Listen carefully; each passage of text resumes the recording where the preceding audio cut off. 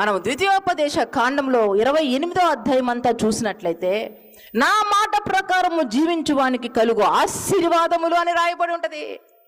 పొలములో ఆశీర్వదించబడతావు, నీ ధననిధి ఆశీర్వదించబడుతుంది, నీ కుటుంబం ఆశీర్వదించబడుతుంది, నీ బిడ్డలు, నీ గర్భఫలము ఆశీర్వదించబడుతుంది, నీ తరతరములంట.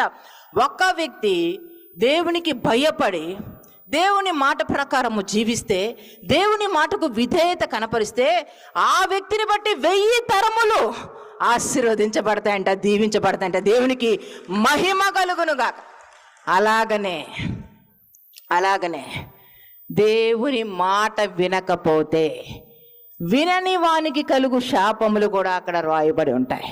ఒక్క వ్యక్తి దేవుని మాటను తిరస్కరించిన, అవిధేయత కనపరిచి జీవిస్తే, ఆ వ్యక్తిని బట్టి 1000 తరముల వరకు కూడా శాపాలు వస్తాయంట.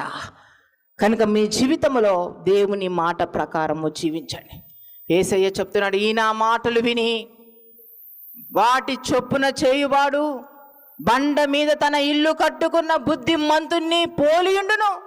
వాన కురిసెను, వర్షం వచ్చును, గాలి కొట్టినప్పుడు ఆ ఇల్లు బండ మీద, దేవుని మాట మీద కట్టబడిన జీవితము, దేవుని మాట మీద కట్టబడిన కుటుంబము, దేవుని మాట మీద కట్టబడినటువంటి సంఘము ఏనాడు ఏ తుఫానికి కదల్చబడదు. దేవునికి మహిమ కలుగునుగా. అలాగనే ఈయన మాటలను బట్టి విననివాడు ఇసుక మీద ఇల్లు కట్టుకొను బుద్ధిహీనుణ్ణి పోలియుండును. వాన కురిసెను, వర్షం వచ్చును, కానీ అది ఇసుక మీద కట్టబడిన గనుక అది కూలిపోవునని రాయబడింది. ఈరోజు నీ వ్యక్తిగత జీవితము దేని మీద కట్టబడుతుంది? నీ కుటుంబ జీవితము దేని మీద కట్టబడుతుంది? నువ్వు తీసుకున్న నిర్ణయము, ఆలోచనలు దేని మీద కట్టబడుతున్నాయి? ఒక్కసారి పరీక్షించుకొని పరిశీలించు. వాక్యం మీద కడుతున్నావా? వాక్యమే ఆది యందు వాక్యముండును, వాక్యము దేవుడై ఉండును. దేవుడంట వాక్యమే దేవుడై ఉండెను. కనుక క్రీస్తనే బండ మీద నీ జీవితాన్ని నిర్మించుకోవాలా. వాక్యమే మన జీవితంలో గురిగా ఎంచాలా. వాక్యానుసారముగా మనం జీవించాలి. దేవుని మాటల్లో శక్తి ఉంది. దేవుడు ఏది చెప్తే దాని ప్రకారము జీవించడంలో గొప్ప శక్తి దాగి ఉంది. నోవాహు చెప్తున్న మాట ఏంటి? నువ్వు ఓడను చేసుకో, అంతే. ప్రశ్నించలేదు. దేవుడు ఏమి చెప్తే అది చేశాడు. ఆ రీతిగా మన జీవితాలు కట్టబడాలి. దేవుడు ఏం చెప్తే అదే. దేన్ని విడిచిపెట్టమంటే దాన్ని విడిచిపెట్టడు. దేన్ని పట్టుకొని జీవించమంటే దాన్ని పట్టుకొని ముందుకు సాగదు. ఇంకేది మనకు అవసరం, దానికి మించింది దుష్టుని నుంచి వచ్చేది. దేవునికి ఇష్టం లేకుండా మన జీవితంలో ఏది చేయదు. ఇక్కడ ఒకరు ఉన్నారు, నీవు లవ్ అఫేర్స్లో ఉన్నావు, యవనస్తుడివి, నీతోనే దేవుడు మాట్లాడుతున్నాడు. నువ్వు పట్టుబట్టి ఉన్నావు, ఖచ్చితంగా ఆ అమ్మాయినే వివాహం చేసుకుంటా, లేకపోతే చావడం బెస్ట్. ఏమిటి ఆ ప్రేమ? ప్రాణమిచ్చే యేసయ్య నువ్వు ప్రేమించడం చేతకాలేదు, కానీ ప్రాణాలు తీసే మనుషులను ప్రేమిస్తున్నావా? నీ జీవితంలో అది మానుకో. నీవు అది దేవుని చిత్తమా కాదా అని తెలుసుకోలేదు.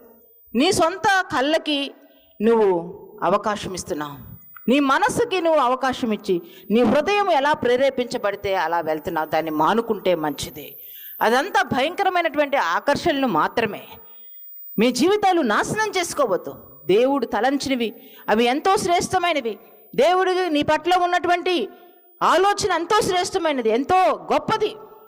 ఆయన మీకు ఇవ్వబోతున్న ఆశీర్వాదం మీ కంటికి కనిపించదు, మీ చెవులకు వినిపించదు, మీ హృదయమునకు గోచరము కాదు. అంత శ్రేష్టమైనటువంటి దీవెన, ఆశీర్వాదము దేవుడు నీకు ఇవ్వాలనుకుంటున్నాడు. కానీ నీవు భయభక్తులు కలిగిన వ్యక్తివే, కానీ నీవు తప్పిపోయిన కుమారుడిలాగా ఉన్నావు. ఈరోజు తిరిగి ప్రభు పాదాలు హత్తుకో. అవసరం లేదు, ఈ లోకం నిన్ను ప్రేరేపించాల్సిన అవసరం లేదు, ఈ లోకానికి తల వంచాల్సిన అవసరం లేదు. నీ జీవితంలో ఒక శ్రేష్టమైనది దేవుడు ఉద్దేశించి ఉన్నాడు. దేవుని చిత్తము చేయడానికి నిర్ణయం తీసుకో, అంతేగాని నీ ఇష్టాన్ని చేసి నీ జీవితం అంతా నాశనం చేసుకోవద్దు. మీ జీవితాల్లో బహు జాగ్రత్త. మీ హృదయాలు చాలా జాగ్రత్తగా ఉండాలి. ఎటు పడితే అటు ఆలోచించడం కాదు, ప్రతి ఆలోచనకి మోకరించాలా.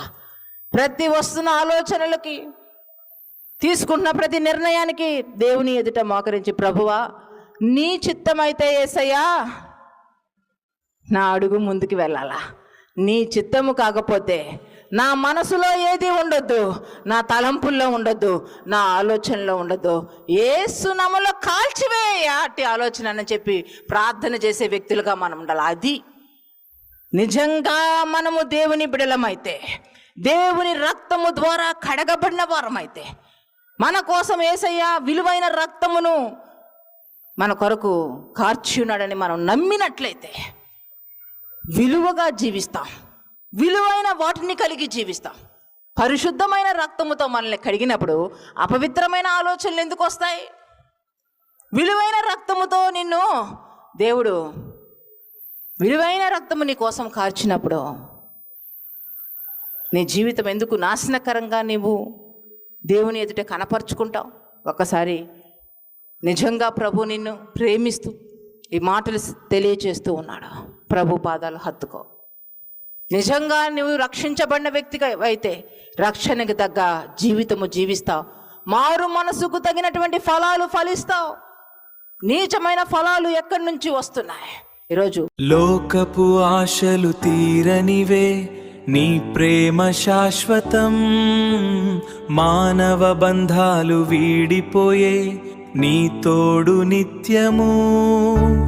కష్టకాలాన తోడుండి నడిపించే దైవమా, నీ సన్నిధిలో ఉంటే చాలు ప్రభువా, ఇంకేమి కోరను యేసయ్యా.